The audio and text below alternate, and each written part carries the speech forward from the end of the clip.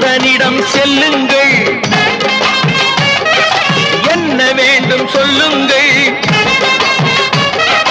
கந்தனிடம் செல்லுங்கள், என்ன வேண்டும் சொல்லுங்கள்.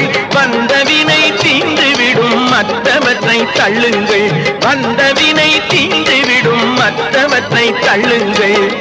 கந்தன் காலடியை வணங்கினால் கடவுள்கள் யாவரையும் வணங்குதல் போலே கந்தன் கந்தன் கந்தன் காலடியை வணங்குங்கள். அம்மையானவன் எமக்கு அப்பனானவன், அம்மையானவன் எமக்கு